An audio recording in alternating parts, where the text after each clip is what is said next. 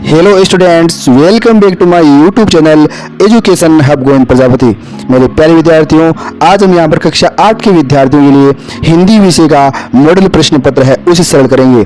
जैसा कि आप सभी को पता ही है, आपका आगामी दिनों के अंदर हिंदी की परीक्षा का पेपर होने वाला है और हम यहाँ पर माध्यमिक शिक्षा बोर्ड ने जो मॉडल प्रश्न पत्र जारी किया है जो कि नवीनतम पैटर्न पर आधारित है, इसका अर्थ यह हुआ कि इस पैटर्न पर ही आपका पेपर आने वाला है। तो आपको इसके अनुसार ही अपनी तैयारी करनी है। क्या करनी है? आपको नए पैटर्न के आधार पर ही अपने प्रश्न पत्र की तैयारी करनी है। तो प्यारे बच्चों, मैंने यह वीडियो आपकी तैयारी की दृष्टि से ही बनाया है और आपके लिए अति महत्वपूर्ण होने वाला है और इसलिए आप इस वीडियो को अंत तक जरूर देखिएगा ताकि आपको यह नया पैटर्न जो है माध्यमिक शिक्षा बोर्ड ने नया पैटर्न जारी किया है, इस पैटर्न को आप अच्छी तरीके से भली भांति समझ सकें। तो शुरू करते हैं हम यहाँ पर आज का अपना यह महत्वपूर्ण वीडियो।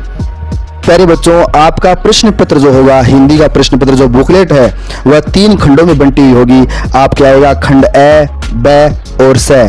पहला खंड ए जो है उसके अंदर आपको पहले प्रश्न के अंदर क्या करना होगा, नीचे दिए गए प्रश्नों के उत्तर सही विकल्प चुनकर कोष्टक में आपको लिखने होंगे। इस पहले क्वेश्चन के अंदर 15 पार्ट होंगे, यानी 15 क्वेश्चन पूछेंगे।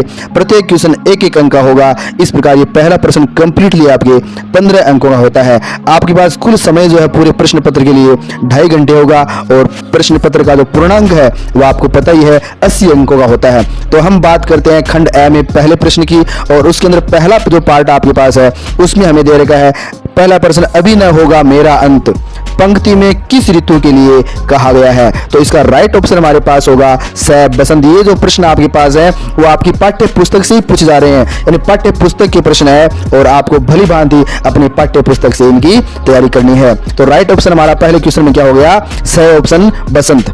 सेकंड जो क्वेश्चन है उसमें है लाख की चूड़ियों को आकार देने के लिए किस वस्तु का उपयोग किया जाता है। तो इसमें राइट आंसर हमारा होगा ऑप्शन ए, मुंगेरिया। ऑप्शन ए यानी ऑप्शन ए, मुंगेरिया, ये आपको यहां पर लिखना होगा। 3 नंबर क्वेश्चन है उसमें दे रखा है अमृत।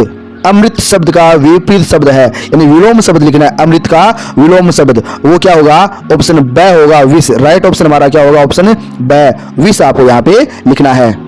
नेक्स्ट क्वेश्चन आपके पास में है प्रत्युष शब्द का समानार्थी शब्द चुनकर लिखिए, यानी प्रत्युष शब्द का एक ऐसा ही अर्थ वाला जो शब्द है आपको ऑप्शन में से चूज करना है।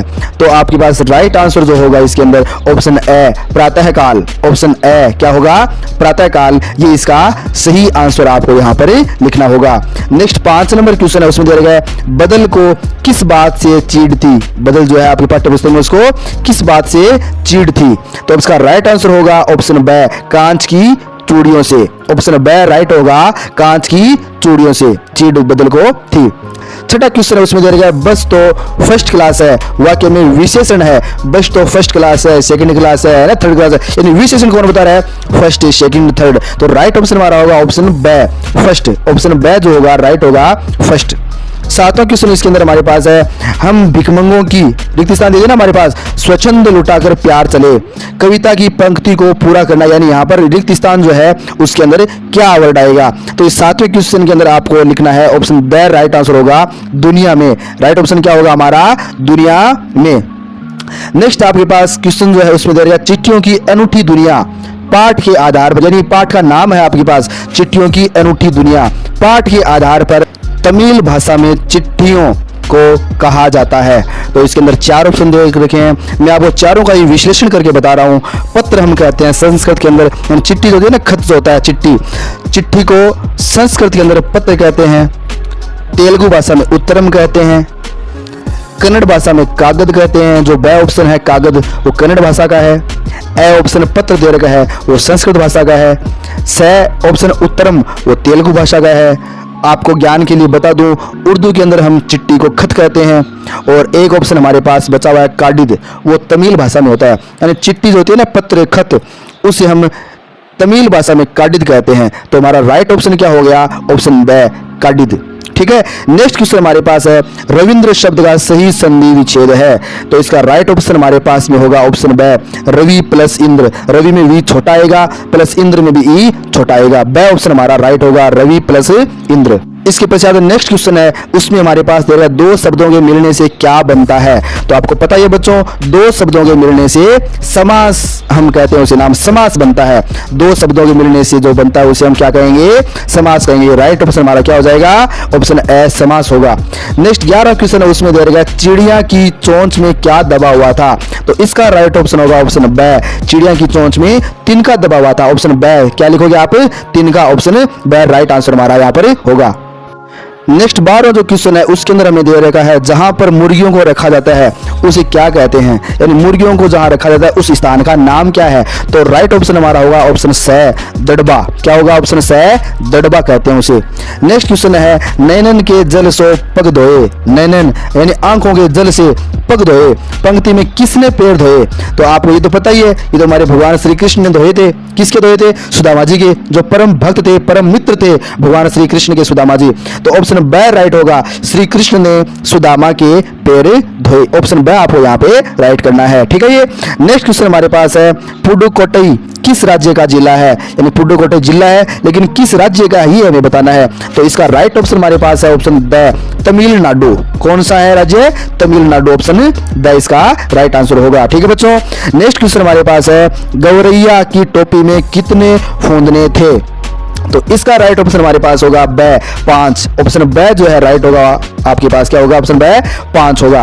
तो ये थे 15 क्वेश्चन। पहले क्वेश्चन के अंदर 15 पार्ट थे, प्रत्येक एक अंक का प्रश्न था। इस प्रकार आपकी पाठ्य पुस्तक से कुल 15 प्रश्न अभी तक पूछे जा चुके हैं, ठीक है। अब हम बात करते हैं नेक्स्ट क्वेश्चन की। तो नेक्स्ट क्वेश्चन हमारे पास में है, नीचे दी गई पंक्तियों की पूर्ति सही शब्द चुनकर कीजिए।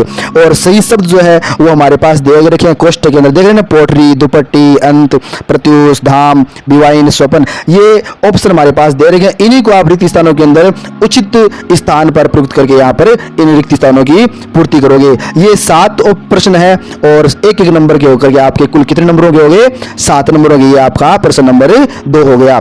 तो इसके अंदर पहला जो क्वेश्चन ले रहे हैं ना, सेकंड जो क्वेश्चन है उसमें पहला पार्ट आपके पास, अभी न होगा मेरा, अभी न होगा मेरा अंत। क्या लिखो यहाँ पर, अंत।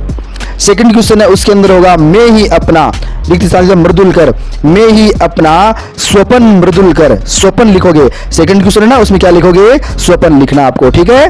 नेक्स्ट 3 नंबर क्वेश्चन है, उसमें है जगह एक, रिक्त स्थान दे दिया जगह एक, प्रत्युष मनोहर, प्रत्युष लिखना है यहाँ पे, क्या लिखना है, प्रत्युष। नेक्स्ट क्वेश्चन है उसमें धोती फटी सी लटी, धोती फटी सी लटी, दुपट्टी, क्या लिखोगे, दुपट्टी आपको यहाँ पे लिखना है। नेक्स्ट क्वेश्चन है उसमें है आपके, पूछत दीन दयाल को, पूछत दीन दयाल को धाम, क्या लिखोगे यहाँ पे, धाम लिखना है। भगवान श्री कृष्ण का धाम पूछते ना सुदामा जी, पूछत दीन दयाल को धाम, ठीक है। इसके पश्चात नेक्स्ट क्वेश्चन है उसमें आपको दे रखा है, ऐसे बेहाल, रिक्त स्थान है ना, 100 पग कंटक जाल लगे पुनि जोए, है ना। तो इसमें आपको लिखना है बिवाइन, क्या लिखोगे ऑप्शन में, पूर्ति की करोगे बिवाइन। और अंतिम पार्ट है इसका, रिक्त स्थान कांख में चापी रहे तुम, तो पोटरी भरना आपको, क्या भरना है, पोटरी कांख में चापी रहे तुम। ये इस प्रकार आपका सेकंड क्वेश्चन जो है वो कंप्लीट होता है। इसके पश्चात नेक्स्ट 3 नंबर जो क्वेश्चन है उसके अंदर आपको दे रखा है, नीचे दिए गए वाक्यों को पढ़कर सही पर टिक करना है, और अगर गलत लगता है आपको वाक्य तो आपको क्या करना है, क्रॉस करना है, यानी गलत का निशान, क्रॉस है ना, गुणा का चिन्ह होता है ना, वो निशान लगाना है।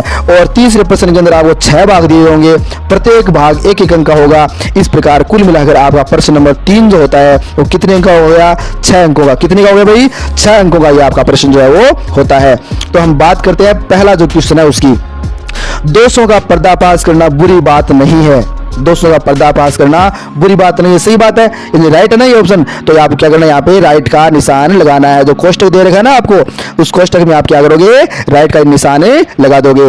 नेक्स्ट सेकंड जो क्वेश्चन है उसमें दे रखा, भारतवर्ष सदा कानून को धर्म नहीं मानता। ये बात तो गलत लिख रही है आपको, भारतवर्ष हमेशा ही कानून को धर्म मानता है, ये बात तो गलत ले रखा, धर्म नहीं मानता, इसका मतलब बात गलत है। तो यहाँ पे आपको क्या करना होगा, क्रॉस का निशान लगाना होगा। क्या करना होगा, क्रॉस का निशान यहाँ पे लगाना होगा। होगा। नेक्स्ट 3 नंबर क्वेश्चन है, उसमें देगा ईमानदारी को मूर्खता का पर्याय समझा जाने लगा है। वैसे देखिए तो बच्चों आजकल तो ईमानदारी को मूर्खता का पर्याय समझते हैं, लेकिन आपकी पाठ्य पुस्तक के आधार पर ये जो आप देख रहे हैं ना, ये राइट ऑप्शन है, ईमानदारी को मूर्खता का पर्याय समझा जाने लगा है, तो आपको यहाँ पे राइट करना है। नेक्स्ट 4 नंबर क्वेश्चन आप देखिए, सांप मन ही मन बाज की मूर्खता पर दुखी था।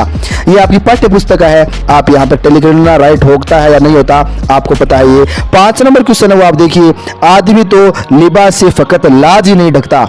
ये भी आपकी पाठ्य पुस्तक का है और आपने पढ़ा होगा, आप पता लगा रहे बताना, देखें कितनों की आप पाठ्य पुस्तक पढ़े इसको सही बताते हैं। मेरे कमेंट के अंदर आप लिख करके दोनों को, प्रश्न नंबर 4 और 5 के भाग है ना, ये दोनों आप मेरे को कमेंट में लिख करके जरूर बताइएगा, मैं आप कमेंट का इंतजार करूंगा। छठा जो पार्ट है उसमें आपको दे रखा है, कपड़ा बुनने वाले को बुनकर कहा जाता है। सही बात है, ये कपड़ा बुनने वाला जो होता है ना उसको बुनकर ही कहते हैं, तो बात सही है। तो आपको यहाँ पर क्या करना होगा, राइट का निशान लगाना होगा। क्या करना होगा भाई, आपको यहाँ पे राइट का निशान जो है वो लगाना होगा। इस प्रकार आपका प्रश्न नंबर 3 है वो भी क्या होता है, कंप्लीट हो जाता है। अब बात करते हैं हम प्रश्न नंबर 4 की। तो प्रश्न नंबर 4 है उसमें देखो दिए रखा है बच्चों, आपके नीचे दिए गए शब्दों के दो पर्यायवाची शब्द लिखने हैं। क्या करने हैं, दो पर्यायवाची शब्द आपको यहाँ पे लिखने होंगे। तो इस प्रश्न के अंदर आपको यहाँ पर 4 पार्ट दे रखे हैं, यानी 4 शब्द दे रखे हैं और प्रत्येक के दो लिखने हैं, यानी एक आपके आधा नंबर का हो गया है ना, कितने हो गया, आधा नंबर का हो गया। 8 शब्द लिखने पड़ेंगे ना आपको, पहले 1 के 2 ऐसे, तो यहाँ पर 8 आपको शब्द, प्रत्येक के आपको दो पर्यायवाची शब्द यहाँ पे लिखने होंगे।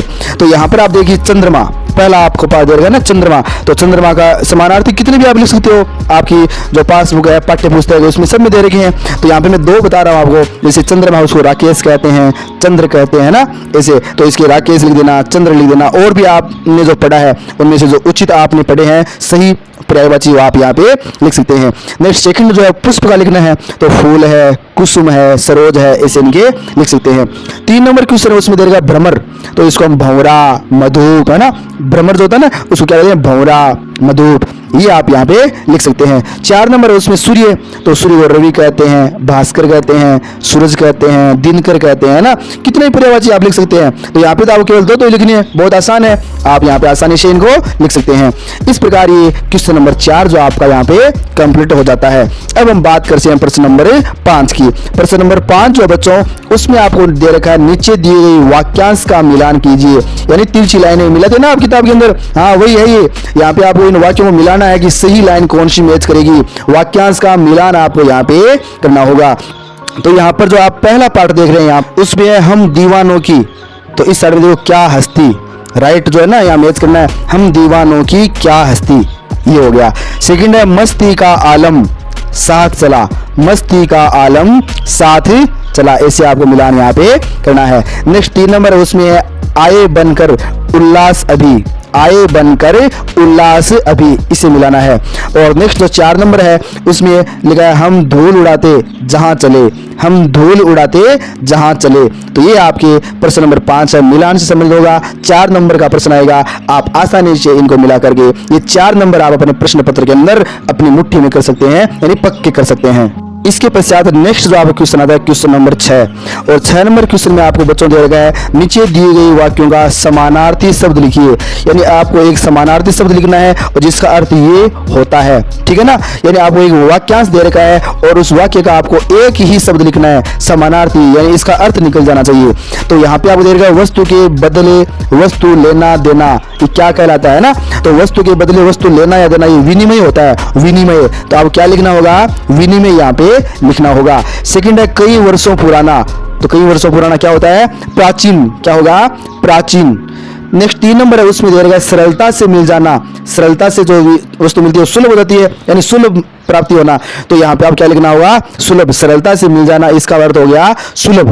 और नेक्स्ट 4 नंबर पार्ट है इसका, वो है 100 साल, तो 100 साल को हम क्या कहते हैं, शताब्दी, शताब्दी वर्ष बनाते हैं ना हम, तो 100 साल यानी शताब्दी। इस प्रकार आपका ये 6 नंबर प्रश्न जो कि 4 नंबर का है, इसके अंदर 4 पार्ट है, प्रत्येक एक अंक का होकर के आपके पास कुल 4 नंबर का ये छठा प्रश्न जो वो होता है। तो हमारा ए पार्ट जो है ना, यानी खंड ए, वो कंप्लीट हुआ है। इसके अंदर प्रश्न नंबर 1 से लेकर 6 प्रश्न तक आपको मिलेंगे और आपने अगर योग किया है तो ये कुल 40 अंकों का होता है, यानी आपका जो 50% पेपर है वो खंड ए के अंदर ही बड़ी आसानी से कंप्लीट होता है और आप पूरे के पूरे नंबर यहाँ पर प्राप्त कर सकते हैं। आज का वीडियो बच्चों अगर आपको पसंद आया, रियली आपको पसंद आया तो बच्चों लाइक करना ना भूलें और कमेंट करके जरूर बताएं कि आपको यह वीडियो कैसा लगा। प्यारे बच्चों, अगर आप यह चाहते हैं कि आपके मित्र भी, आपके यार दोस्त, फ्रेंड सर्किल वो भी इस वीडियो का अधिक से अधिक लाभ उठाएं तो प्लीज उनको अधिक से अधिक शेयर जरूर करें। शेयर करोगे ना उन्हें तभी तो उनके पास ये वीडियो पहुंचेगा और वह इस वीडियो का अधिक से अधिक लाभ उठा पाएंगे। तो उनको शेयर जरूर करें।